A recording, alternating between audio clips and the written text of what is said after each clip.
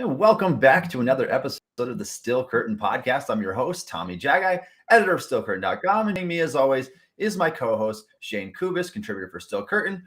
We are coming off of a bye week, a relaxing week where we did not have to worry about a frustrating Steelers loss. During this time, few things happened. The Steelers traded away Chase Claypool, which was very interesting. We're going to talk about that to kick things off here. And the Steelers also had a game flexed out of prime time just a few days ago. And I can understand why in favor of the Chiefs and Chargers. So that's next week's game that was scheduled to be played on NBC, the Sunday Night Football game. The Steelers will now play at 4:25 in the afternoon on CBS instead. So Shane, let's jump right in today talking about Chase Claypool. I know last time we rehashed that trade that went on while the Steelers were off. And we were both in favor of that. Obviously, we thought that getting a second-round pick and the Bears' second-round pick at that, which could turn out to be a very high draft choice, that is worth the chance of Chase Claypool going off and catching fire with some other team. But in his debut with the Bears, things didn't exactly go according to plan. I wouldn't say. He caught 2 of 6 targets for 13 yards. And so definitely not an ideal debut from him. But again, he only played roughly 35% of the snaps in that game. It's early. He's gonna catch on. I doubt Chicago would trade that much draft capital for him if they don't intend to use him and use him often. But Shane, did you have a chance to catch Claypool in this game at all? Yeah, I did watch some of him, and I think that the most telling thing here is that, and you mentioned already, he didn't play a ton of snaps, but 6 targets in those 35% of the snaps, right? Clearly, they are going to try to get him involved a lot in this offense. With the way that the receivers have played outside of Mooney at times, it makes total sense why he's going to be such a focal point. And I do think statistically, he's going to be a little bit more impressive there than he has so far this year, just from a volume standpoint, right? Like, he is a player that if you give him enough targets, he can break a couple off, whether it's on a catch and run situation or maybe the occasional deep ball. So I do expect his numbers to kind of perk up from here once he's more comfortable with the offense. And Justin Fields is playing better recently as well. So that passing game should hopefully open up a bit. Yeah, and Claypool's targets, they were a little bit engineered in his first game. And again, that's to be expected. He's still learning the playbook. It's very early on in his Chicago career. I believe that 12 of his 13 yards came in one screen pass. And so really didn't do much the rest of the game. But like you said, Fields is starting to come on here. And so Claypool could have a promising career. I mean, we didn't love what we saw from him this year. I think you and I would probably both agree that this year has been the worst of his 3 so far.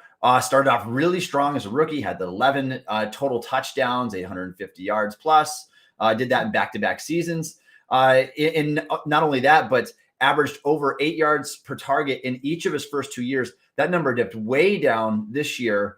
And toward the point to where he's just a very average receiver right now with 311 yards halfway through his 3rd season. So we think that we'll probably kick it into gear here. And like we said, Justin Fields, he's really kicked it up a notch. And so I got to ask you, Shane, do you think that Claypool is actually going into a better situation than what he might have with Kenny Pickett in the Steelers because of the recent surge from the Bears? I know that they're not a strong offense by any means right now, either a consistent, but do you think that that's going to be better for his career?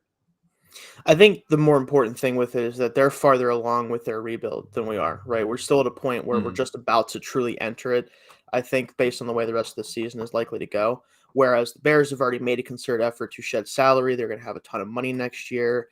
Maybe the rest of this year, it's not going to be significantly better than it would be with the Steelers, but I think moving forward, they're definitely closer to fielding a competitive offense than what we've shown so far. So I would certainly agree with that, especially because when you look at the difference in the quarterback play over the past few games in particular, and now that they have a big receiver like Claypool to go with Darnell Mooney, to go with Cole Kmet, who's coming off of kind of a career game for him, I think that offense is in better shape for sure than what the Steelers are in right now. Hopefully the Steelers aren't too far behind though. So I have to ask you, any buyer's remorse yet? Or are you still good with that trade? No, this is just, it was the right decision, right? Because even if he blossoms with the Bears, right? we were not going to pay him. And he probably wasn't going to blossom with the offense the way it is this year or probably next year either, realistically. So I think making the decision to trade him now, even though you had control of him next year as well, it just makes sure you can get a pick like this for him, whereas next year you may not be able to do that, right? So getting him now or getting rid of him now when they have the opportunity to get such a high draft pick makes too much sense. Yep, those were my thoughts exactly at the time that they traded him. That hasn't changed. Certainly, even if Claypool would have had a big game, even if he would have went out for like 150 yards in his first game, I think we know kind of who Claypool is and what he was going to be for the Steelers at this point. And like we said, that is some good draft capital that I would hate to pass up. And so I want to touch on that really quick. When the time the Steelers traded Claypool away to the Bears, that we got the original second round pick from Chicago, not Baltimore's pick, which was originally thought. And so that would have been, at the time, it was the 43rd pick in the draft after the Bears lost this game. And it was a close one to Miami. I thought they were going to pull it out there for a little bit. That pick is now improved for the Steelers' sake up to being the 39th pick in the draft, which is awesome draft capital. It's essentially like having a late first round pick. The Steelers really aren't picking in that area of the draft very often. And so we kind of hope, I mean, we wish Claypool and Fields and all those guys the best, but I hope for their demise moving forward because I want that pick to be as high as possible for the Steelers. So if they can get like the 35th, 36th pick, Bears have an easy stretch coming up here, some very winnable games. And so I feel like that pick might be closer to like the early 40s, but we'll see. We don't know.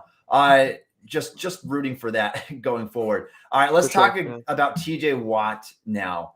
The Steelers have been just awful without him. And obviously, Watt doesn't affect things on the offensive side of the ball, but he controls so much. And what he's able to do for that defense, it's almost unmatched around the NFL. And so Watt could be making his return this week. Brooke Pryor reported last week that he's planning to come back against the Saints. No official injury report yet as we do this podcast, but it would appear that Watt is trending that way. Let's start with an interesting stat here. The Steelers are on pace this year for, if the math is correct, 31.8 sacks. In comparison, the Steelers haven't had under 52 sacks in a season since Watt joined the NFL in 2017. That's a big, big difference. Not only that, but of these projected 31.8 sacks that they're on the pace for right now, which is right now, as we sit here, Steelers have 15 sacks. 7 of those sacks came in week 1 when TJ Watt played against the Bengals, along with 5 takeaways. So if you take away that Bengals game, the Steelers are on like an NFL all-time low in sacks, and their pressure rate has been horrendous. This team just cannot get after the quarterback without TJ Watt, and so we're very thankful that he's about to return. Yeah, I mean, you look at it and all the statistics, I mean, you look at the on-off splits, essentially, you can call them of when he plays, when he doesn't, or the record the Steelers have, the effectiveness of the pass rush and the defense overall. It just isn't there the same way. And yeah, usually guys on defense, especially, and even a position like an edge rusher doesn't impact things that much. But this is a guy who won Defensive Player of the Year last year, is that type of player. And in a defense that, especially the back end outside of the safety play, has been pretty rough, if not downright terrible most of the year, they need that pressure badly. And you've seen it in games where they can't get to the quarterback. Teams just pick them apart. They just don't have the ability to run with these guys in man coverage. They don't have the ability to switch things up coverage-wise to make it easier on the corners. They ask a lot of them, but they also don't have a way to help them right now other than themselves taking care of it. So having Watt back, obviously, we'll hope that he'll help that, but this defense just isn't, I don't think, the same caliber of defense as we've had in the past. No, it's definitely not. Definitely a lot of factors going into that too. And I think missing Stephon Tuitt has been hurting more than we care to admit as well. But I've been as hard on the Steelers cornerbacks as anybody. I don't think that they're a very good group. I really don't. I don't think they're all that talented. And it shouldn't surprise anybody because they don't invest in the position. But having TJ Watt back, I certainly think it's going to make the cornerbacks look better because the pressure is just going to get there faster. Like I'm so confident that when Watt plays and he plays healthy, that pressure is coming about twice as fast as it does normally. And so we just saw this just abysmal stretch from week 2 until now without him. And it was just so disheartening. I've got a stat for you here, Shane. One of the most concerning stats that I've seen in a while. And this one rivals what that stat that I put out earlier this year. I can't remember which week it was, but I think it was like 4 weeks into the season where the Steelers receivers only had 25 yards after the catch. Yeah, It was absurd. So this one here, I looked it up on StatHead this morning. The Steelers' pressure rate without TJ Watt, or actually this whole year, so it even includes the Bengals game. Right. But for this year, which is every other game that Watt did not play this year, so 7 games and a quarter or whatever of the 8 games that he did not play, the Steelers get pressure on 16.2% of their dropback. So for reference, since 2017, when this became a stat, this ranks 187th out of 192. That it doesn't get much worse than this. And so it just shows you how valuable this one individual player is to this team, because the Steelers aren't like this when Watt plays. They've had some years where their pressure rate is just okay, but the sacks, the total pressures, everything, like the Steelers are on pace for just like half as many pressures is what they had last year. And it's because of that one X factor, again, that you can point to. I don't know if there's another team out there, Shane, that you could say my star defensive player is more important than any of the 3 quarterbacks that I have on my roster. Like, it's absurd. So, but I really think that if I was playing, I'd rather have Mason Rudolph play and TJ Watt be healthy for the sake of my team rather than your choice of quarterback without TJ Watt. I mean, do you disagree with that? No, I mean, what we've gotten out of the offense and any of the quarterbacks, right? Like, you can sit there and say, like, whether it's the quarterbacks, the offense, we've talked about that in the past, but like the offense is just so bad regardless of who plays at this point that, yeah, clearly having Watt and any of these guys play, because all of them have played at this point. It's not like the difference is staggering between any of them at this point, realistically. It just, yeah, you're right. It's crazy to say that because, again, that's not how it's supposed to work in the NFL. Like, your quarterback or, someone on the offense is generally supposed to be the most important player, the most impactful player. And that's just not the case for this team. And there's a good reason for that with TJ not playing. Yeah, and I think it speaks to both ends. Obviously, if Steelers had a quarterback like Patrick Mahomes or Josh Allen, that player is still going to be more valuable than TJ Watt. But because it's the perfect storm, you have underwhelming quarterbacks, and you happen to have a star reigning defensive player of the year, that guy is just more important to the team. And it just doesn't happen very often where you can say that your defensive player is more important to the outcome of football games than your quarterback. It's crazy, but that really has been the case. The record shows it. The statistics show it. The Steelers, without TJ Watt, average 1.1 sacks per game. With TJ Watt, they average 3.3. It's literally 3 times. It is. Yeah, it's crazy. Some of the stats out there when Watt is not on the field. And so happy to get him back, depending on the circumstances. Like Shane and I both know that this season kind of might be a lost cause here. And so I certainly don't want the guy to re-aggravate the pec injury. That kind of stuff can be scary. We're hoping, obviously, that if he's out there, he's been medically cleared. We know that, but we just don't want to risk anything further, especially in a season that has gone the way that it has so far. Shane and I are going to break down the season, the rest of the schedule the Steelers have this year, and make our predictions for each game. And we're going to do a preview. First, let's get to an announcement. If you are a fan of the Pittsburgh Steelers and you would like to support the Still Curtain podcast, please consider subscribing to the Still Curtain podcast on YouTube. We appreciate all of your support. All right, Shane, let's break down the Steelers versus Saints this week. The Steelers are 2.5-point underdogs, which is a closer spread than we've seen in quite some time right now. But there's a reason for that. This line was originally Steelers +3, and it closed a little bit, probably because of the way that the Saints just played against the Ravens on Monday Night Football. They kind of got their butts handed to them a little bit. The game was never really even as close as the score indicated. The Saints were able to put up a garbage touchdown like late in the game where they failed to push a guy out of bounds and they kind of just let him like trail down the sideline. And so the Ravens really handled that one on the road. And so the Saints are, I don't know if they're in the same tier as the Steelers. Would you describe them that way?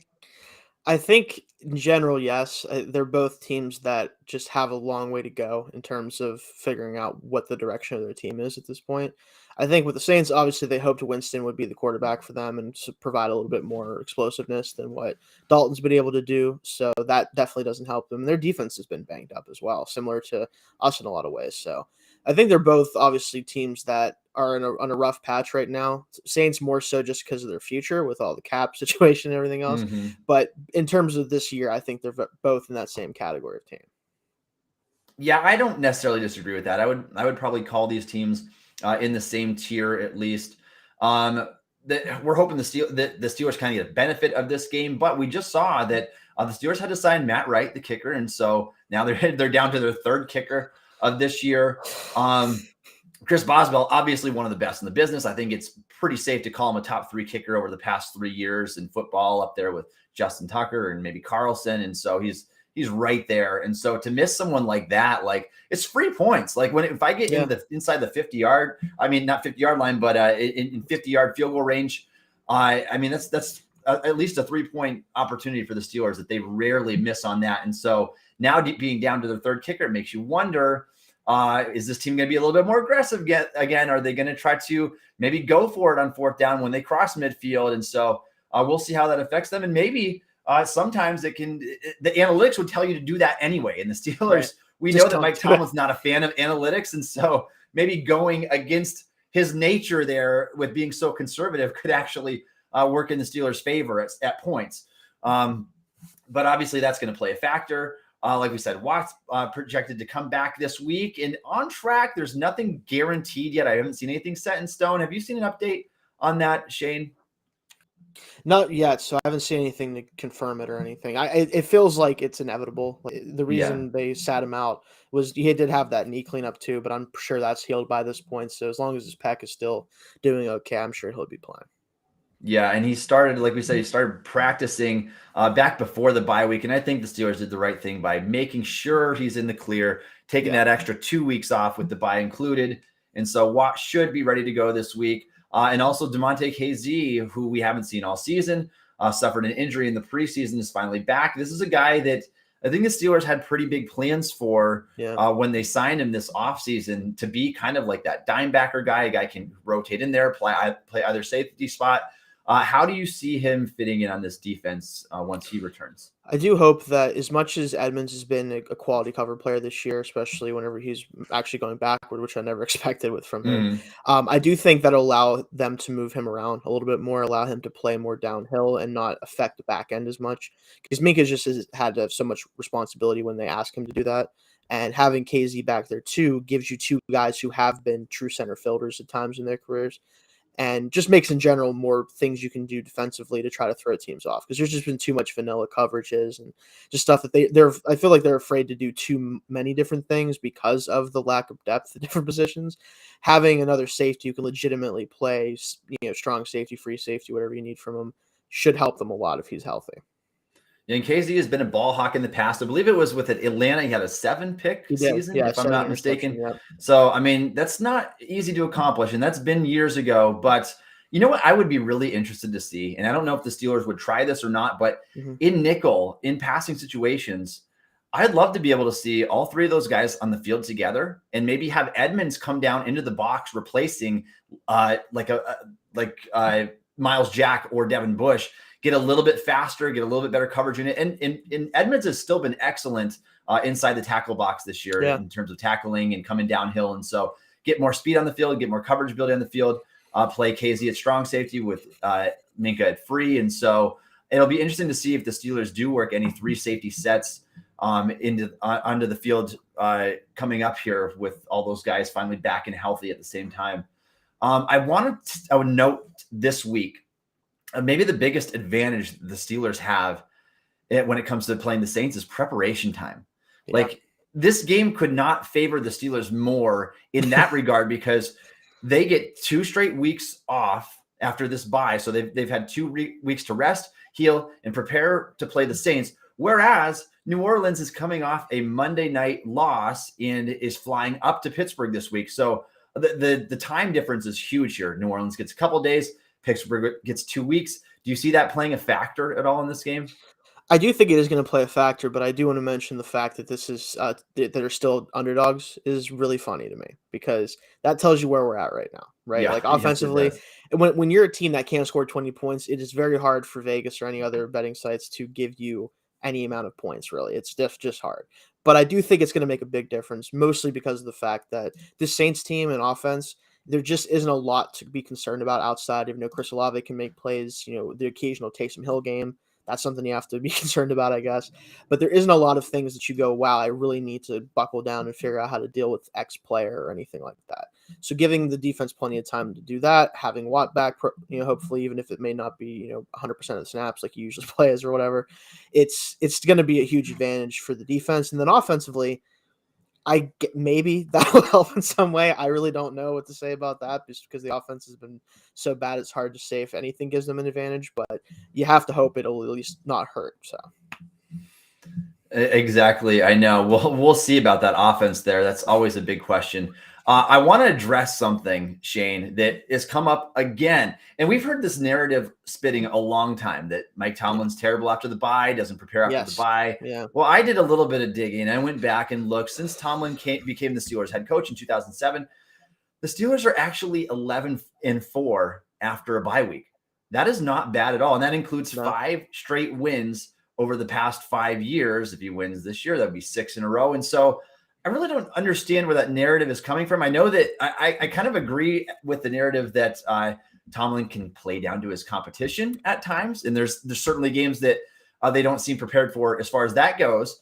But when it comes to preparing after the bye week, Tomlin's track record is really good. And not only that, but the Steelers win with an average score of 25-18. They win by a touchdown per game. And so these aren't just like narrowly escaping with the win or getting blown out sometimes that really would shake that score down. But the results after the bye have actually been pretty good. And so I just wanted to throw that out there as well. I did a YouTube short on that. You can go check it out. Yep. But that is just something that I wanted to throw in there also. Let's talk about Kenny Pickett in respect to this game for a little bit, Shane. Pickett has not yet had that like one game from him, that breakout game that we've been wanting to see. Has two touchdowns, passing touchdowns, 8 interceptions to this point. Last in the NFL in yards per attempt, last in passer rating among qualifying quarterbacks, last in adjusted yards per attempt. Just not anywhere near where we want to see him right now. What can he do in this game? Do you think that he'll be able to show more than he has now that he's had 2 weeks to prepare for this one opponent? Or do you think it's going to be much of the same? I think it's really hard to determine if it's even possible for a breakout performance from this offense at this point, because so much of it is going to be, it's going to require him to make up a lot of the stuff on his own, right? Like outside of the first couple of drives with the scripted plays, those generally work okay. Outside of that, this offense has done absolutely nothing well this year. Occasional 2-minute drill or, hurry up, that's fine. But there's just so little that they've done well that it almost has to come out of structure. It has to come from Kenny making plays.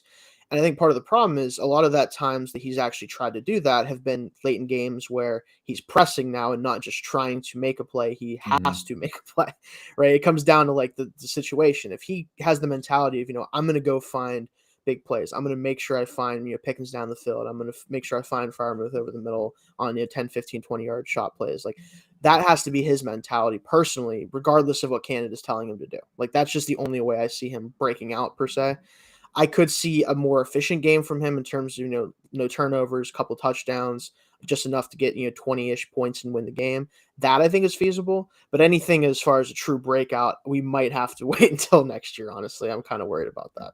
Yeah, it's so unfortunate and it's so disheartening that we're even having that conversation right now, that our rookie quarterback, who we drafted in the first round, that we might have to wait and basically use this as a red shirt season for him until we see anything promising. And so I agree with you. I think that if we do see that big game from Pickett, I think a lot of it is going to have to come outside of structure, because what is planned for him inside of structure just has no upside and no opportunity for big plays. Like it's like we said all year long, it's these out routes, it's these scripted rollouts, it's these YOLO balls on third down when there's like no other option. And so we really would like to be able to see him just sit back, hang there in the pocket, go through his progressions, throw the ball over the middle of the football field, all of those things that we have not seen from a Steelers quarterback consistently at all this season. So it's hard to believe that with Canada still here, that anything is going to change. And the Steelers, like we said, we said this on the last pod, the opportunity to fire Canada, if they were to do it this year,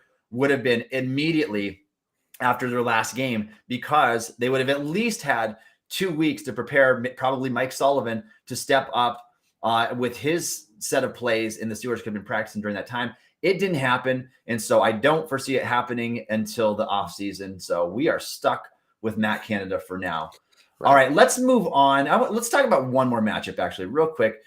TJ Watt in his first game back, we expect him back this week, is going to go up against Ryan Ramczyk. Not exactly the easiest of matchups here. Ramczyk is a very good right tackle, one of the best in the business. Has graded out so far as the 8th best tackle in the NFL, and just a quality football player, has been for quite some time. I wish that Watt could have came back and it gets a little bit more of a cupcake matchup, just so that he doesn't overwork himself a little bit here. But I would have to expect that Watt is probably going to be on a pitch count this game, right? I mean, you have to assume to a certain degree. I think that maybe that goes out the window if he's either playing phenomenally or they really just need him to be in the game to have a chance to win. Because as much as we don't think it's going to really benefit this team to win a whole lot more games, we know that that's what they're going to try to do. So if there's a chance for him to go make a play or it's close late and he's had a lot of snaps already, he's still probably going to be out there as long as he thinks he can do it. So ideally, he doesn't play more than like 50% of the snaps, I would say, just to ease him back in. But with Ramczyk as his matchup, no one else is going to beat him. So if you need to win badly, that's who's going to be playing in that situation, regardless of the snap count, I imagine. Yeah. Oh, and I mean, if Malik Reed's out there against Ramczyk, you might as well just drop him back in coverage or something because he's not going to do anything. I do worry that the Steelers there is going to be no easing in, like you said, because the Steelers need this game. They know what's on the line here. This is a 2-6 football team. And if Watt is not there getting pressure consistently, they're going to see how much better he is, obviously. And they know how much better he is than any other option in the team. And so he's such a hard guy to give a pitch count to when you know the impact he can make it just in an instant for them. And so it'll be interesting to see how they work that here. Watt has never had an injury this big, or injuries, I should say, this big, at the knee scope and the pec injury. And he's coming off of both of those. This will be his first game back from either. So it'll be interesting to see if they do put him in any sort of pitch count or if they just kind of throw him out there and say, do your thing. And we hope that you're all right and that you're not going to suffer any setbacks moving forward. So just hoping for good health moving forward. I would certainly hate to have anything happen, obviously, when we're looking at this next year being like, man, I really wish the Steelers wouldn't have played Watt in that game. And now he re-aggravated that pec injury. And so he's going to miss much of the next offseason. I don't even want to think that way. We're going to trust the Steelers doctors did their homework and that he's ready to go. All right. Shane and I are going to break down the remaining schedule for the Steelers here. So far, Steelers not looking so good. If the season were to end today, the Steelers would own the 4th overall pick in the NFL draft. That's how bad things have been. You have to go back a very long time since they've even had a pick inside the top 10, 9 or higher. You have to go back to Plexico Burress back in 2000. They did have the 10th overall pick in 2019, but it cost them a first, a second, and a future 3rd round pick to trade up for Devin Bush. And we all know how that went for the Steelers. So it'd be nice to kind of get one naturally here, Shane. And ideally, to be quite honest, I think the Steelers really deserve a top pick in the draft. I think they deserve a top 3 pick in the draft. It's been that long since they've been able to get one on their own. Now, obviously, when the game is going on, I'm rooting for the Steelers to win. I want to see these young guys improve. But at the same time, it's interesting because having something like that, getting a Will Anderson type player or having the ability to trade back in the draft and pick up a king's ransom in the process, those are really like future altering moves. So it'll be interesting to see where they finish. But let's go one game at a time here. And we'll start with the Saints game this week. Let's predict the winner. And Shane, how about we go first? We'll have you go first for each of these. So what do you think is going to happen here with the Saints? I do think this is a game that the Steelers win. They're very good off the bye, like you said, despite people's perceptions of Mike Tomlin off bye weeks. Everything that possibly could go their way is going their way, right? Watts should be back. KZ's going to be in there most likely to help out in the secondary. You hope that the offense, given 2 weeks to prepare, can at least get a couple extra drives that are scripted pretty well to kind of deal with the Saints defense. The Saints are coming off of a really bad game. Like everything is pointing up for the Steelers, which again, unfortunately, sometimes doesn't mean much when your offense is averaging like 15 points a game. But I have to assume that if they're going to win a game in the next few weeks, this is going to be the one that they win. Yeah, if you would have told me like last year or maybe the year before, because the Steelers weren't all that good last year either, despite what the record said, minus 55 in point differential last year. If you would have told me 2 years ago, let's say, that the Steelers right now would be playing Andy Dalton on his 4th NFL team after he's already had a full career in Cincinnati, I would say that the Steelers have to be favored in that game. Yet they are not. I'm going against the experts here. I agree with you, Shane. I think this is the game that the Steelers can win and probably should win. As bad as Pittsburgh has been, there's no excuse, really. I mean, you've had 2 weeks to prepare for this game. You're playing at home. New Orleans is coming off a Monday night loss where they were kind of humiliated by the Ravens, and they just cruised in the second half. And not only that, but they just have a couple days to fly to Pittsburgh and prepare. And so I just feel like this is the perfect storm in favor of the Steelers. I'm predicting a win here that would have the Steelers advancing to 3-6 on the season. Let's look at week 11. That Bengals game, like we said, was flexed. It was supposed to be a night game, is now the 4:25 in the afternoon game. The Steelers beat the Bengals the first time around, Shane, but it required 5 takeaways and 7 sacks on the part of the Steelers to win in overtime. Not only that, but a missed field goal and a blocked field goal. And so there was a lot of factors that went in favor of Pittsburgh in that game. How do you see this one playing out against the Bengals?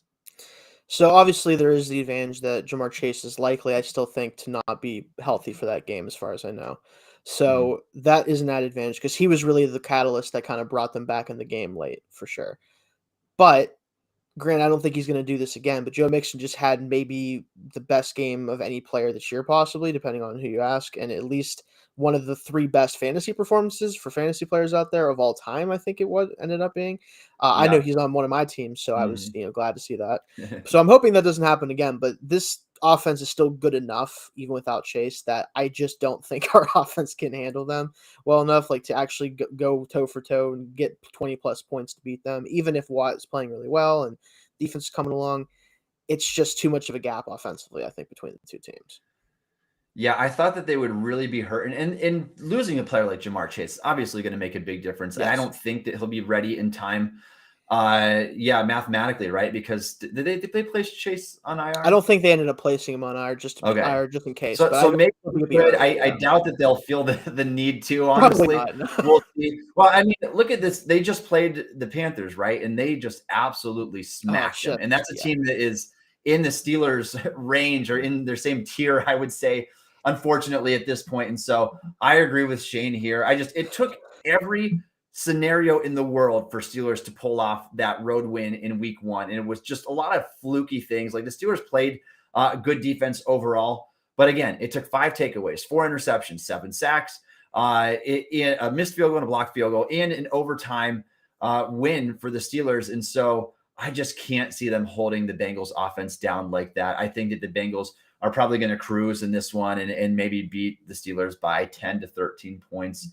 We'll see if that ends up being the case or not. It is a divisional game, so those can always be pretty close, but Shane and I predicting a loss there. So we're in unison so far, and that would put the Steelers at 3-7 entering week 12 when they play at Indianapolis.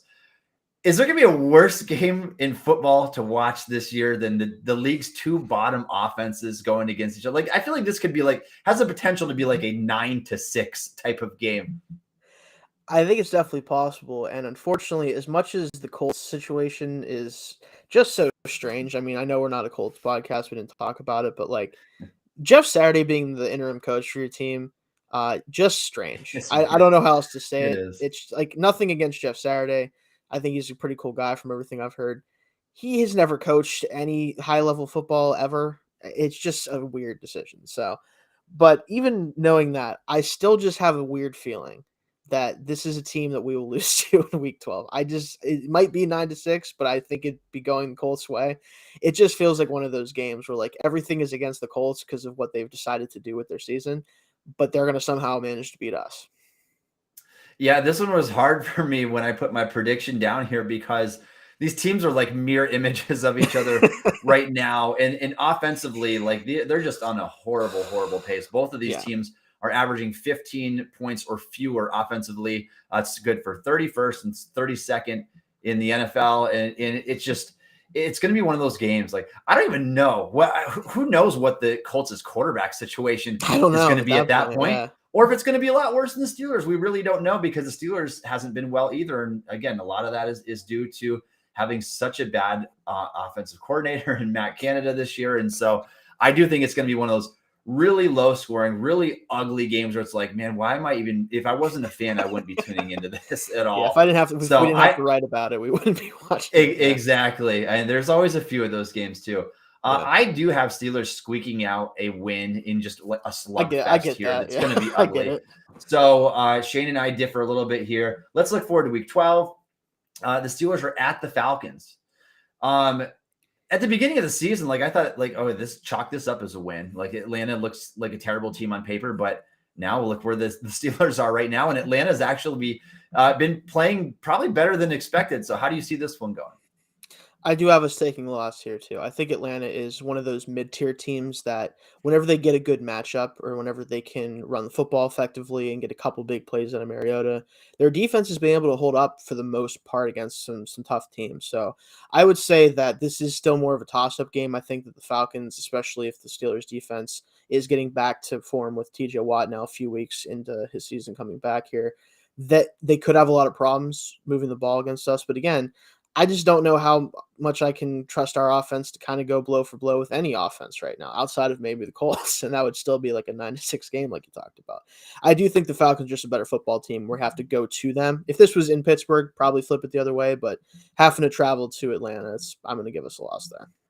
Yeah, I don't think there's any doubt that the Falcons haven't played better than the Steelers so far. They've been a little bit better than expected. Mariota's been fine in that role, and their run game is really good. And so Yeah. I think it's going to come down to stopping the run in this game. If the Steelers can force them to pass the football, they'll definitely have a chance. I'm actually going to give this win to the Steelers because I do think that these teams are pretty evenly matched. And with assuming that Watt is back for that game and healthy, if they can slow down that run a little bit, it should be another one of those really low scoring games, maybe a 17-13 type game.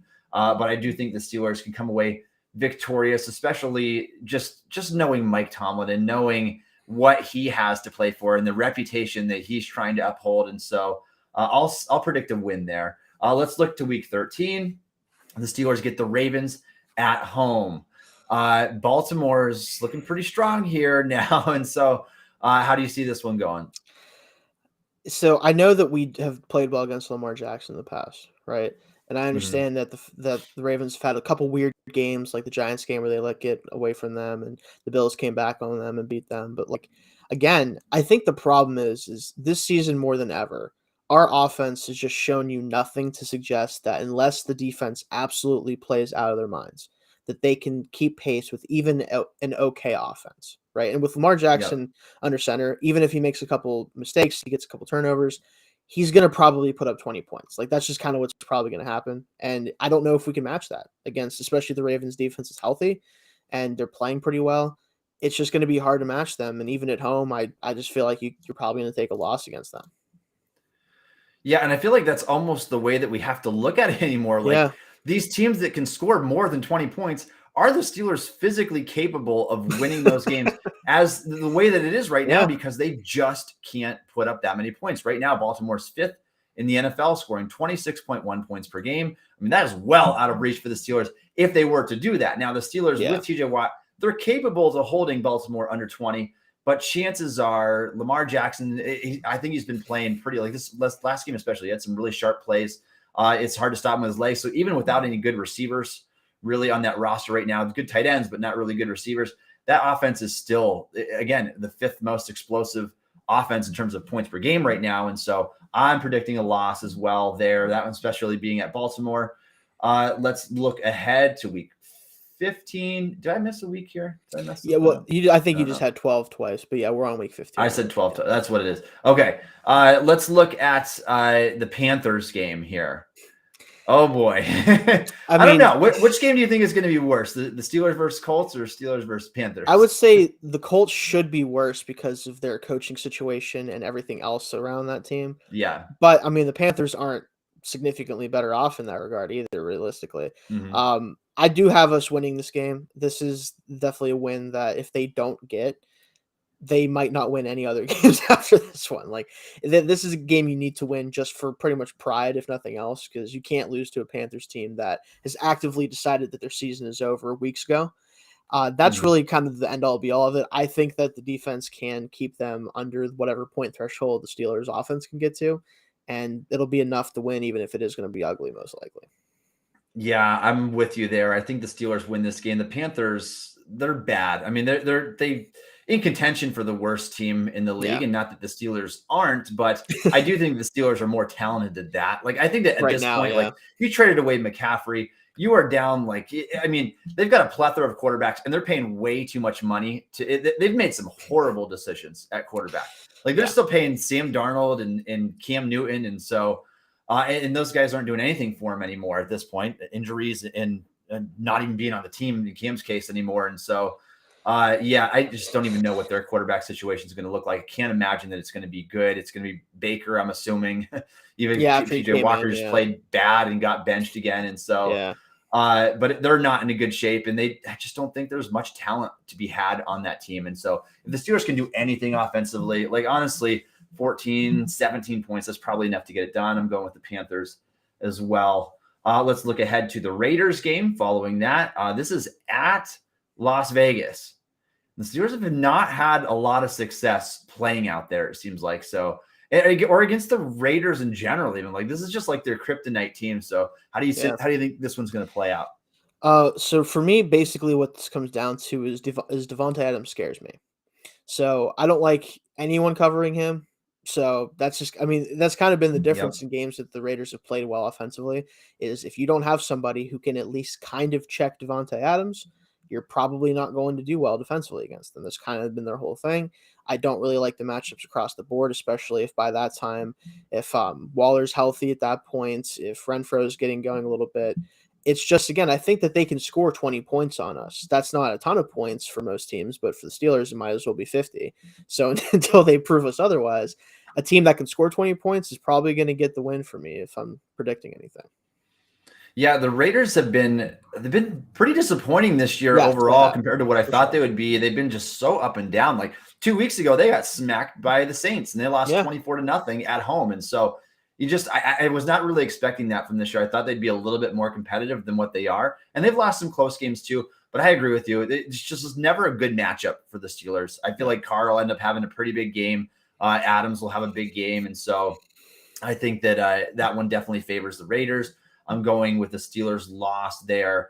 Let's look ahead to week 17. And this time, the Steelers playing, did I say at the Ravens? No, versus the Ravens the first time. yes. Sorry, at the Ravens this time. So the Steelers playing at the Ravens.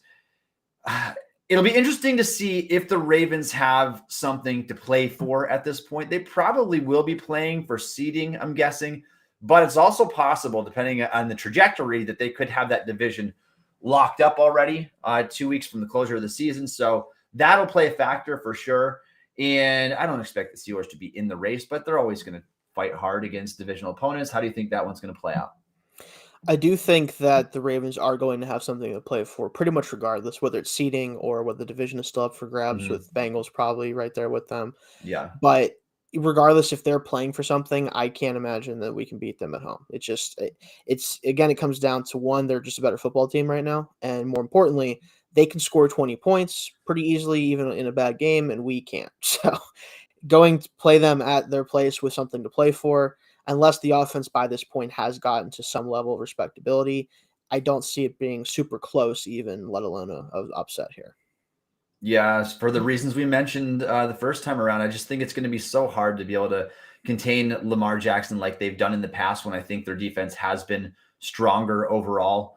And so I think that's just going to be a big challenge. Like it would take, I think, not only just a huge game defensively, but a better than expected game on offense as well, where you're scoring maybe 23, 24 points to get the job done. And Right. again, like you said, every show, basically, Shane, until the Steelers prove that they can do that, we don't really have any reason to believe that they will. So Right. nothing has changed. I mean, they Kenny Pickett's still the quarterback. Matt Canada's still the coordinator.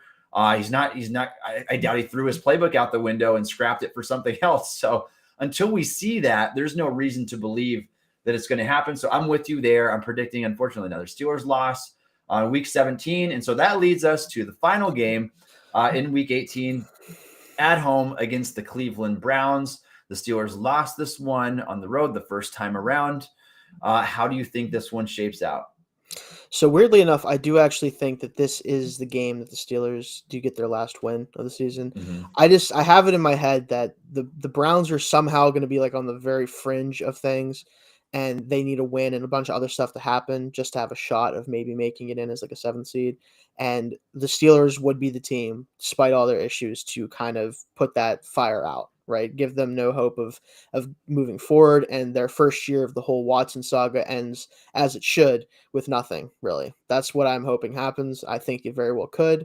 I just feel like, regardless of how well he's playing at the time when he does come back, I think that in games like this, Watson hasn't been the best in his career. And I think that the Steelers will have a lot to play for just from a pride standpoint, not wanting to let them go out on top for them, beating them twice in a season. Yeah, I think that there could be something to that for sure, being this is a divisional game and getting pretty embarrassed up to this point, and who knows how much that's going to change for the rest of the season. I kind of hope you're wrong there, Shane. I really know, do. yeah. Because again, I mean, I got the sake of the Steelers' future in mind, and that's kind of how I think. I don't. This team is not going to fight and claw their way back into the playoffs. They're not going to make a Super Bowl run this year.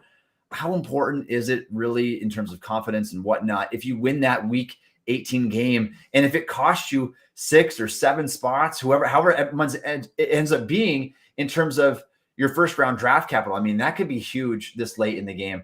I do think that it's very possible Steelers can come away with a win. I do have Cleveland taking this one though, because they're probably going to be more so in position where they do have something to fight for. And with Watson coming back, they could like make a late surge and be fighting for a wild card spot.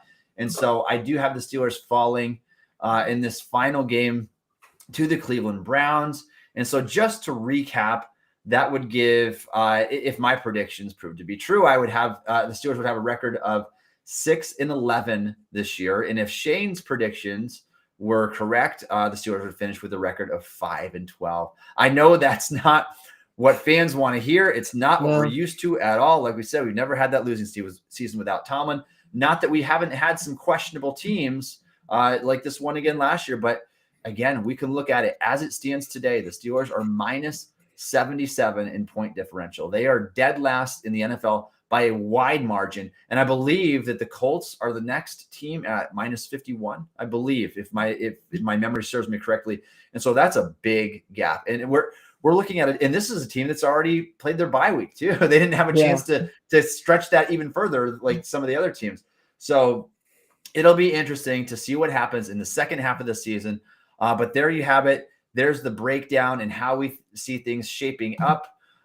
Let's go ahead and sign off for today. Thank you all for joining us today on the show. You can follow Shane on Twitter at Shane Kubis. You can follow me on Twitter at Tommy Jagai. You can download the Still Curtain podcast wherever you get your podcasts, and also check us out on YouTube. Thanks for listening to the Still Curtain podcast.